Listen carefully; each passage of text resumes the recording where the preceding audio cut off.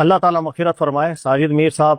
سیالکوٹ شہر میں وہ مسجد قریب ہے، غالباً ابراہیم مسجد ہے جہاں پر یہ دیتے تھے خطبہ وغیرہ۔ اچھا، اس کے بالکل قریب ہی ہمارا گھر ہے، آپ شاید نہیں جانتے ہوں گے، سیالکوٹ میں اس کے بالکل قریب وزیر پورا ایریا ہے، ہمارا وہاں گھر ہے۔ تو ان کے وہاں مجھے نماز پڑھنے کا بھی موقع ملا ہے، درس بھی میں نے، بہت اچھے اور نیک انسان تھے، اور بہت وسعت تھی ان کے دل کے اندر، اتحاد کو لے کر بھی ایک جذبہ تھا۔ اللہ تعالیٰ ان کی مغفرت فرمائے، درجات بلند کرے۔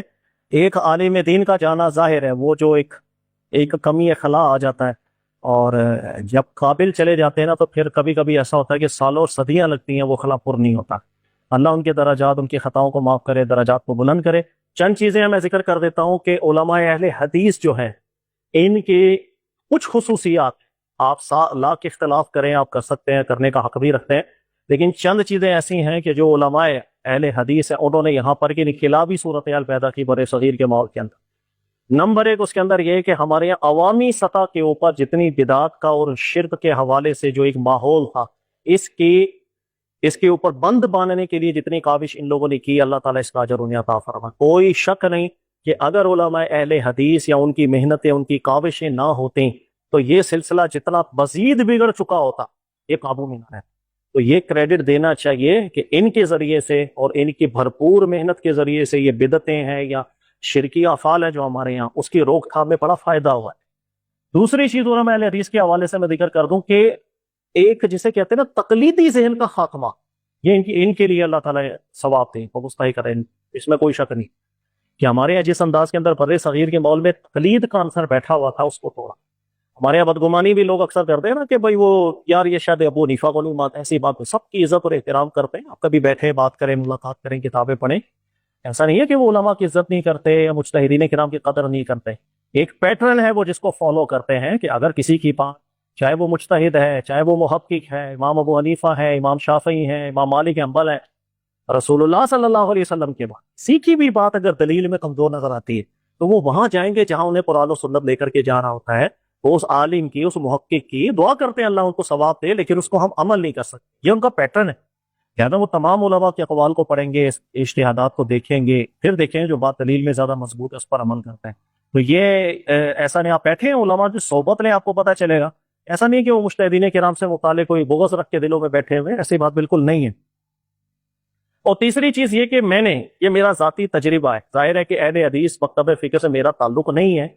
لیکن سلام دعا جتنی دوستی یاری میری رہی ہے، آج بھی ہے، میں جس تجربے پہ پہنچا ہوں، توبہ کرنے کے اندر یا ان کو پتہ چل جائے کہ ان کا موقف غلط ہے یا دلیل کا اور مضبوط ہے، سب سے زیادہ جلدی سے رجوع کرنے والی طبیعت میں نے انہوں میں دیکھی۔ یہ میرا اپنا ذاتی تجربہ ہے، میں مطلب 100% لوگوں کی بات نہیں کر رہا ہوں، میں اپنا ذاتی تجربہ آپ کو بیان کر رہا ہوں کہ میرے پاس بھی بہت سے لوگ آتے ہیں، بہت سے فرقوں سے متعلق ہیں، فکروں سے متعلق ہیں، اور کسی فرقے والے کو توبہ کرانا بڑا عذاب ہے، دنیا کا سب سے مشکل کام ہے، وہ نہیں مانتا غلطی، وہ مجال ہے اس کے لیے کہنا کہ آپ غلط ہے۔ لیکن یہ چیز میں نے دیکھی ہے الحمدللہ، اہل حدیث جو فرقے سے لوگ متعلق ہوتے ہیں، ان میں بہت بڑی تعداد ایسی ہے کہ آپ ان کے سامنے جب دلائل رکھتے ہیں اور وزن محسوس کریں وہ مانتے ہیں، وہ کہتے ہیں ٹھیک بات آپ یا وزن، اس چیز کا مجھے بہت تجربہ رہا ہے۔ یہ چیز مجھے اچھی لگتی ہے کہ فرقہ واریت کے ماحول کے اندر یہ طبیعت سب سے زیادہ یہاں دیکھنے میں ملی ہے، اس کے مقابلے میں باقی افکار، باقی فرقے، وہ توبہ کرنا تو ان کے نصیبوں کے اندر شاید لکھا ہی نہیں ہے، یا ہوگا تو اللہ جس کو توفیق عطا فرمائے۔ تو یہ چند چیزیں ہیں، اور یہ ساری چیزیں آپ یقین کریں ساجد میر صاحب کے حوالے سے، اور کچھ عرصہ جس وقت وہاں بھی تھا تو میں سنتا تھا، ان کی ذہن کی وسعت ایسی، یہ تربیت ایسی ہی کر رہے ہوتے تھے، اور ان کی مسجد کی جو لوگ تھے، آپ ان سے بھی اگر ملاقات کریں گے نا، ان کا بھی دماغ ایسا زبردست ہے، سوچ ایسی پیاری ہے، ظاہر ہے وہ جن کو سنتے جن کے ساتھ رہے ہیں تو ان کی ویسے نکھار آ جاتا ہے۔ تو اللہ تعالیٰ توفیق عطا فرمائے، اور یہ جو کاوشیں علماء اہل حدیث کی رہی ہیں، اللہ تعالیٰ انہیں بھی قبول کرے۔ غلطیاں کوتاہیاں سب میں ہوتی ہیں بھائی، ان میں بھی غلطیاں ہیں، باقیوں میں بھی ہیں، ہر بندے کو اصلاح بھی کرنی، لیکن جو چیز تعریف جس پر بنتی ہے، کنجوسی نہیں کرنی چاہیے۔ ہمارے یہاں کنجوسی بھی بہت ہو جاتی ہے، نہیں یا دوسرا فرقہ ہے تو غلط ہی ہوگا، وہ صحیح ہو ہی نہیں سکتا۔ ارے وہ مسلمان ہیں، کلمہ گو ہیں، اور بہت قابل لوگ ہیں، بہت پڑھے لکھے لوگ ہیں، دلائل میں غور و فکر کرنے والے لوگ ہیں،